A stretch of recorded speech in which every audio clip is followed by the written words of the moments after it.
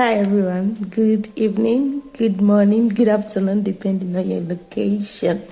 So today I want to consider one topic. Somebody asked me a question actually.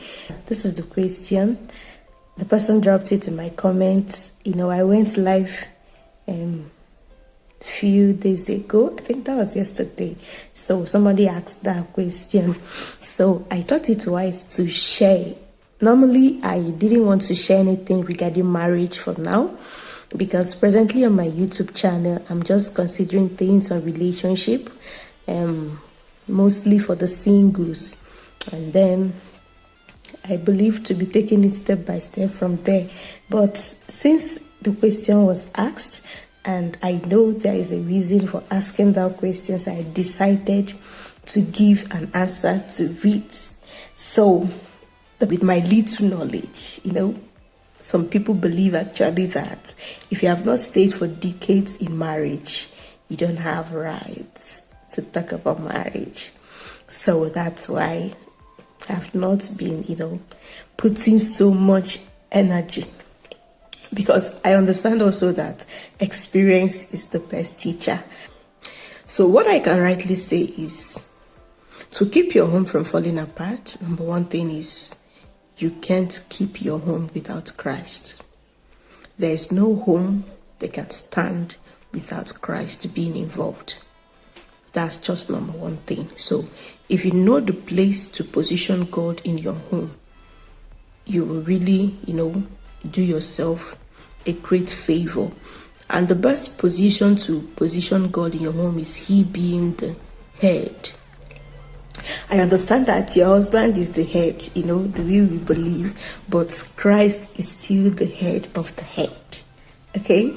So Christ is, expected to be at the center, to be the head, to be in charge. Once He is in charge, He's going to lead your home, help you to be able to keep that home, because He is the institutor of marriage. He's the one that instituted marriage, and He has the best template for making it to work. So give Christ His rightful position in your marriage, and you will see it work. Number two thing is discover what works for you. Every marriage is peculiar. So what works for me might not work for you. So when you decide to bring in what works for another person into your home, you will see that problem will be coming in steady. So what you have to do is discover what works for your marriage and stick with it. Some people, it is their husbands that provides completely, while some people, it is both parties providing. Some people, they can call their husbands by their names without him feeling insulted, while some people, you can't dare call your husband by his name. Some people, they decide to use pet names. So I'm just talking about things that can work for others. If you want to bring it into your own home, it will not really work. So discover what works for your marriage and stick with it. Number three thing is follow the people you feel that their marriage is actually working. Because when you are always, into those people that are bringing negative vibes, everything about marriage is negative, you will discover that it will be affecting you personally, psychologically, and it will also be affecting your marriage. So position your mind and your views towards people that are actually, having the marriage the right way. There's nobody that has a perfect marriage. That's just the truth. But nevertheless, there are people that their marriages are still working, and you can actually learn some things from them and use that also to pattern your own marriage. So look out for those that are, bringing positive vibes on marriage. Hope that godly marriages are, achievable, they are possible. Don't be, looking out for those that feels, all these feminists, all those people that, feel like equality is the best thing in marriage. I am of the opinion that we are all equal before God, but nevertheless, a man is still the head. a man is still the head. When you understand this principle, you will save yourself a whole lot of stress. Not everything you see on social media that you are going to take home and allow it to spoil your home. So don't, push so much energy towards the people that their marriages are not working. Because I discovered that most people that, talk against marriages, they are obviously experiencing marriage on the negative side. Some of them, it's not intentional, while some of them, it's out of their own carelessness. So, God for those people that are, that are experiencing marriage on the positive side, and then you work with it. Then number 4, learn to settle your misunderstanding. Learn to settle your differences. See, I have personally come to understand myself because I'm married. There is no marriage without misunderstanding. There is no single marriage. Anybody that tells you they don't used to have misunderstanding in their marriage is a pure liar. Is a pure liar.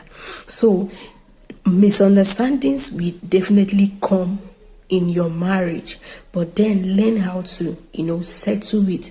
Don't always take it to heart. Don't be the kind of person that you are taking note of every misunderstanding. Just like I had a husband keeps record of all the misdeeds of his wife. So the day they went to see a pastor, and he was a kind of, "Pastor, please excuse me, I want to be detailed. I don't want to make mistake. Let me begin to narrate. So did my wife did this," and that doesn't make sense. Definitely you both are going to offend each other. I offend my husband, he offends me. We argue, we quarrel, we misunderstand ourselves, but then we move on. So don't, feel like misunderstanding is the end of it all. So long it doesn't get to violence, it doesn't get to physical abuse, it doesn't get to domestic violence, it's not an issue. Learn to settle it. It's not that misunderstanding should be coming up often and often. It's rare for us to have misunderstanding in my own. It's not something that is often, but it used to happen. And when it comes, we know, okay, this is who is at wrong, who is at fault. We apologize, we settle, we move on, and we bond together. So don't always take misunderstanding to heart. It is going to be weighing you down, and before you know it, it will break your home. It will look as if your marriage is, horrible. Learn to settle misunderstanding. Number 5 thing is learn to pray. Pray for your marriage. Pray for your spouse. Pray for that his lapses. Pray for that our lapses. There is nobody that is perfect. We all have lapses. So learn to pray for them. Take that thing you feel is not okay in your home to God, and you will see him coming through for you. So learn to pray. Then finally, number 6, seek for counsel. There are people you can confide in.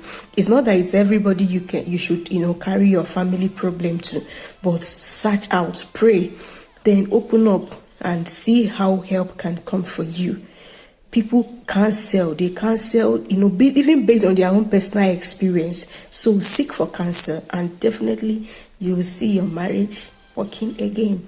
Till I come your way, I am Mrs. Babs. Please do it to subscribe to my YouTube channel, The Babs Family. So pure.